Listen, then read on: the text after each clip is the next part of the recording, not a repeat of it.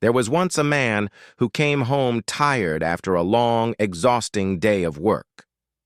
As soon as he entered, the warm, comforting aroma of hot cheese curry filled the air. His wife smiled lovingly and said, "Dinner's ready?" Her voice carried that soft, familiar warmth that melts away the day's fatigue. He sat down, saw the food laid out neatly before him.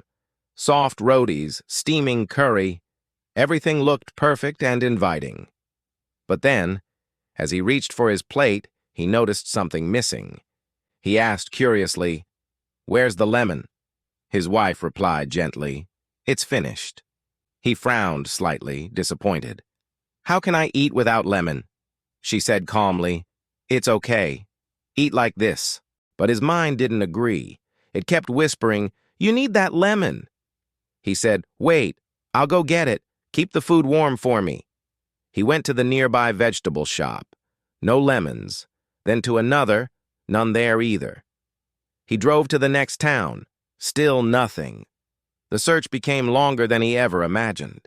He looked everywhere, growing tired and frustrated, yet strangely determined to find it. Finally, after hours of searching, he saw a small tree by the roadside with a few bright yellow lemons hanging on it. He was overjoyed. "Finally, I found them," he thought with relief.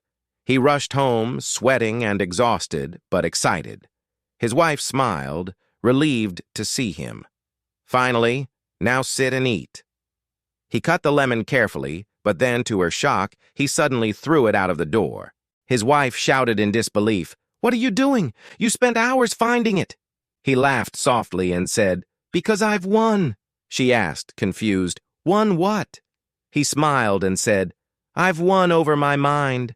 My mind kept pushing me, go here, go there, you need that lemon. But finally, I realized I don't need to obey my mind every time it demands something. I control it. It doesn't control me." That's the real lesson of life. Your mind will tempt you again and again. To eat more, to scroll your phone longer, to skip your work, to get angry. But if you always obey it, your mind becomes your master, and you become its servant. But the truth is, we can rise above that. The very moment you stop being a slave to your impulses, you start becoming the master of your peace. If you learn to master your mind, you begin to master your entire life. Balance is the key, not too much, not too little, because true strength lies in control, not in desire. So, dear souls, now it's your turn. Type in the comments below, "I can do," and commit to taking control of your mind today.